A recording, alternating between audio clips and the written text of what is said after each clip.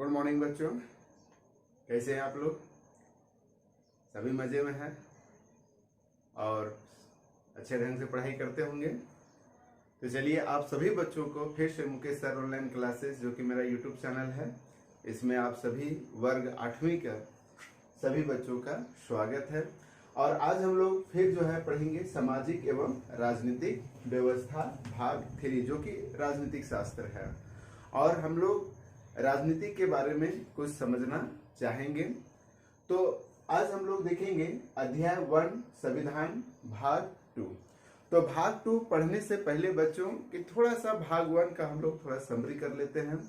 उसमें हम लोगों ने यह देखा था कि संविधान का क्या अर्थ होता है, संविधान कब से बनना स्टार्ट हुआ, कब पूर्ण हुआ, बनने में कितने समय लगे, इनके संविधान सभा क्या होती है, उनके अध्यक्ष, ठीक है, निर्मात्री अध्यक्ष के बारे में हम लोगों ने थोड़ा विस्तार से जाना था। आज हम लोग उसी कड़ी को आगे बढ़ाते हुए हम लोग आगे चलेंगे कि भारतीय संविधान के आयाम, यानी भारतीय संविधान के आयाम कहने का मतलब है कि हमारा संविधान में कौन कौन से मुख्य बातें हैं जो हमारे संविधान को विश्व का सबसे बड़ा संविधान और लिखित संविधान बनाता है। तो बच्चों हम लोग पहला देखेंगे कि भारतीय संविधान के आयाम का जो पहला आयाम है, पहला आधार है, पहला जो स्तंभ है, पहली जो संरचना है, आधारभूत संरचना है, और वह है संघवाद। ठीक है, संघ का मतलब क्या हो जाता है? भारत जैसे विशाल देश में, ठीक है, भारत का आपको मैप यहां नजर आ रहा होगा, तो भारत जैसे विशाल देश में शासन करने के लिए किसी एक आदमी की बस की बात नहीं है। और इसी के लिए यहाँ पर एक शब्द आया है, वह है संघवाद। तो हम लोग यहाँ पर देखेंगे बच्चों कि संघवाद से क्या तात्पर्य है, क्या अर्थ है संघवाद। ठीक है, तो संघवाद से तात्पर्य है देश में एक से ज्यादा स्तर की सरकारें कार्य करती हैं। ठीक है, हमारा देश में सिर्फ एक सरकार नहीं है, एक से ज्यादा स्तर यहाँ कहने का मतलब है कैटेगरी। ठीक है, और उस कैटेगरी के आधार पर यहाँ पर शासन व्यवस्था चलती है। तो बच्चों हम लोग यहाँ देखेंगे कि हमारे देश में वह 3 स्तर की सरकारें हैं यहाँ पर, है ना, कि वह कौन कौन से स्तर है। तो देखेंगे कि यहाँ पर हमारे भारत देश में 3 स्तर की सरकारें हैं। पहला है केंद्र स्तर की, दूसरा है राज्य स्तर की, तीसरा है स्थानीय स्तर की। तो केंद्र स्तर के बारे में जानेंगे। तो केंद्र स्तर मतलब क्या हो गया? देश की राजधानी कहाँ है? दिल्ली। ठीक है, यानी यह केंद्र, हमारे देश की जो राजधानी होती है, उस जगह से जो शासन चलता है वह केंद्र का शासन है। और यहाँ की सरकार कौन होती है? तो वह होती है प्रधानमंत्री। ठीक है, यानी केंद्र का मुख्य आदमी कौन है? वह है प्रधानमंत्री। ठीक है, तो प्रधानमंत्री जहां से शासन चलाते हैं हमारे देश में, उस जगह को केंद्र कहा जाता है। यानी केंद्र किसी भी देश का मुख्य स्थल, मुख्य जगह, वह केंद्र कहलाता है। तो हमारे देश का मुख्य स्थल कहाँ है? वह है दिल्ली, जो कि जहां हमारा प्रधान कौन होता है? वह है प्रधानमंत्री होता है। ठीक है, यानी केंद्र जो है, केंद्र पूरे देश में, यहां पर आप देखेंगे कि ये देखिए दिल्ली है ना, मैप में दिखाई पड़ रहा है। थोड़ा मैप को हम ले आएंगे और मैप से हम लोग समझने का प्रयास करेंगे। आप यहाँ पर मैप में देख सकते हैं बच्चों कि यह हमारे भारत देश का मानचित्र है। ठीक है, और मानचित्र में आप देख सकते हैं कि विभिन्न रंगों के बहुत सारे राज्य हैं। ठीक है, बहुत सारे राज्य हैं, और इन राज्यों पर शासन करना, ठीक है, वह केंद्र की जिम्मेवारी है। इन राज्यों, विभिन्न राज्यों, अब विभिन्न राज्यों में अलग अलग मुख्यमंत्री होती है, उसको हम लोग चर्चा करेंगे। लेकिन पूरे भारत देश में शासन जो है वह केंद्र के द्वारा, दिल्ली की जो सरकार होती है, जो केंद्र की सरकार होती है, उसके द्वारा जो है पूरे देश में शासन व्यवस्था की जाती है। तो यहाँ पर आप देखेंगे कि केंद्र की जो सरकार है, केंद्र की सरकार है ना, वो केंद्र को संभालती है, पूरे देश को संभालती है। उसके बाद आ जाता है राज्य की सरकार। तो हम लोग चूंकि झारखंड में रहते हैं, तो झारखंड की राजधानी कहाँ है? रांची, ठीक है। और इसके राज्य का जो मुख्य आदमी होता है वह कौन होता है? मुख्यमंत्री, ऐसे समझिए, ठीक है। तो राज्य के लिए कौन हो गया? अब यहाँ पर हम लोग देखेंगे कि हमारे भारत देश में बहुत सारे राज्य हैं, और इन राज्य में आप देखेंगे कि सब राज्यों का अपना अपना मुख्यमंत्री है, ठीक है, अपना अपना मुख्यमंत्री है। और ये मुख्यमंत्री अपने राज्य का, जैसे हम लोग झारखंड में हैं, तो झारखंड के मुख्यमंत्री का दायित्व है कि वह अपने राज्य को व्यवस्थित रूप से व्यवस्था बना के चला सके। उसी तरह से बिहार है, उड़ीसा है ना, छत्तीसगढ़ है, मध्य प्रदेश है, यानी भारत के जितने भी राज्य हैं उन राज्यों पर एक एक मुख्यमंत्री होते हैं। तो यहाँ पर आप समझ सकते हैं कि केंद्र हो गया दिल्ली, है ना, जहां से हमारा पूरे देश की राजधानी है, और वहां के मुख्य आदमी कौन है? प्रधानमंत्री।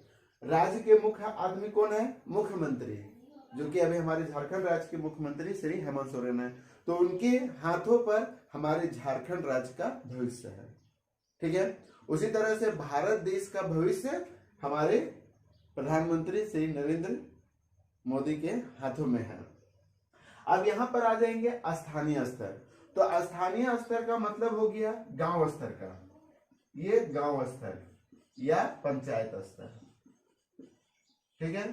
पंचायत स्तर का मुख्य आदमी कौन होते हैं? मुखिया। इसको तो आप लोग सभी जानते होंगे, क्योंकि आप प्रधानमंत्री को रोज नहीं देख सकते हैं, मुख्यमंत्री को रोज नहीं देख सकते हैं, लेकिन मुखिया को आप देख सकते हैं। क्यों? क्योंकि वो आपके स्थान का है। तो आपके स्थान के जो है उसी को हम लोग बोलते हैं स्थानीय स्तर, ठीक है। जो आपके गांव या पंचायत के जो प्रतिनिधि होते हैं, मुखिया होते हैं, वह इस सरकार का मुख्य आदमी होते हैं। तो हमारे पास 3 स्तर की सरकारें हैं।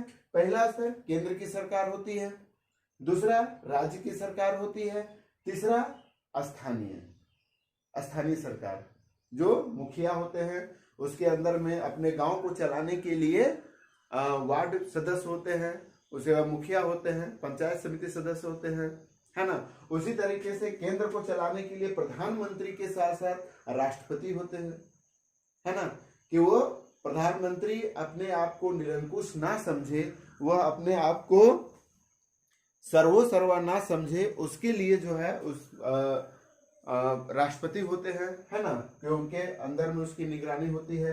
राज्य, अब जैसे यहाँ पर राज्य में देखेंगे तो राज्य में कौन होते हैं?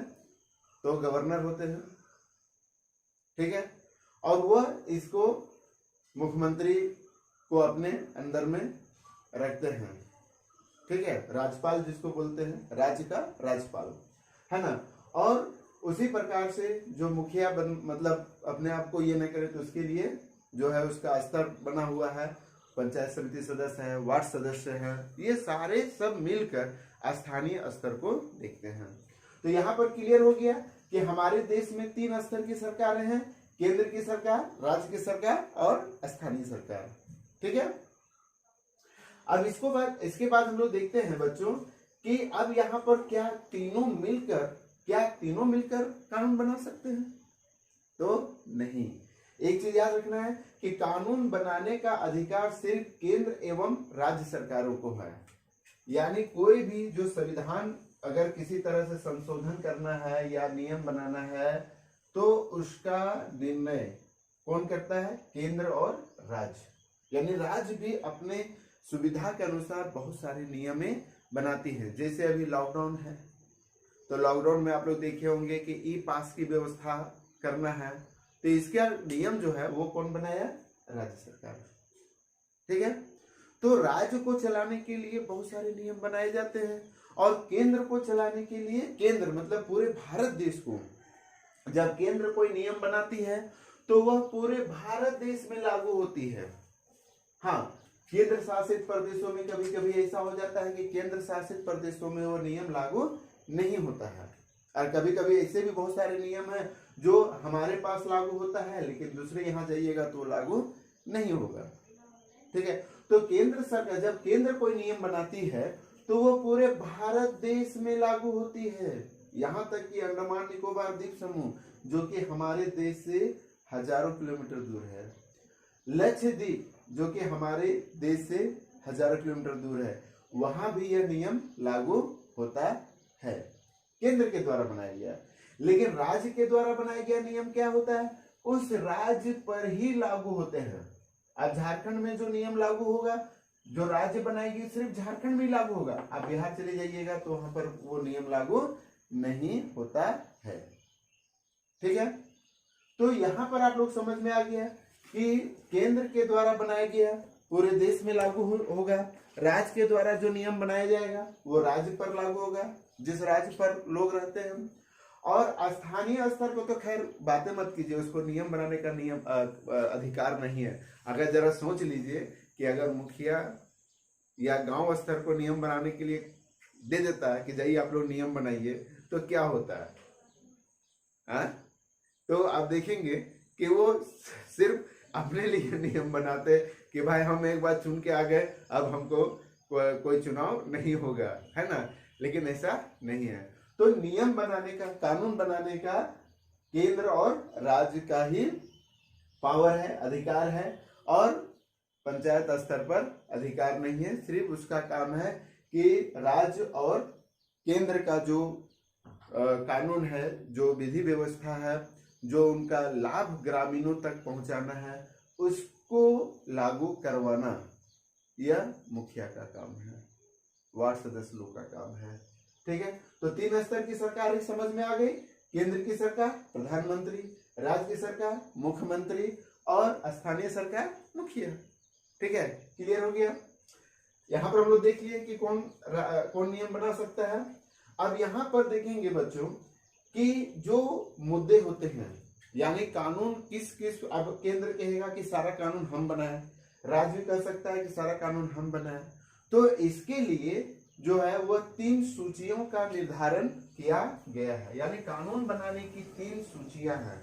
यानी कौन केंद्र बना सकता है, कौन कौन नियम केंद्र बना सकता है, कौन नियम राज्य बना सकता है, और कौन से ऐसे नियम हैं जो दोनों मिलकर बना सकते हैं। तो इसके लिए यहाँ पर 3 सूचियों का जिक्र किया गया है। एक हो गया संघ सूची, दूसरा हो गया राज्य सूची, तीसरा हो गया समवर्ती सूची। तो संघ सूची में देखेंगे बच्चों, संघ सूची का मतलब हो गया कि यह सीधे केंद्र के द्वारा बनाया जाता है, संघवाद।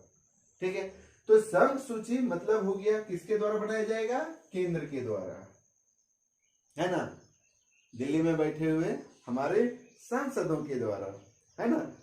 तो उसमें भी है सांसद पास, लोकसभा, राज्यसभा, फिर राष्ट्रपति, है ना। इसके लिए बाद में हम लोग देखेंगे कि किस तरह से नियम कानून पारित होते हैं। जब हम लोग पढ़ेंगे कानून कैसे पारित होती है तो उसमें हम लोग इसको जिक्र करेंगे, है ना।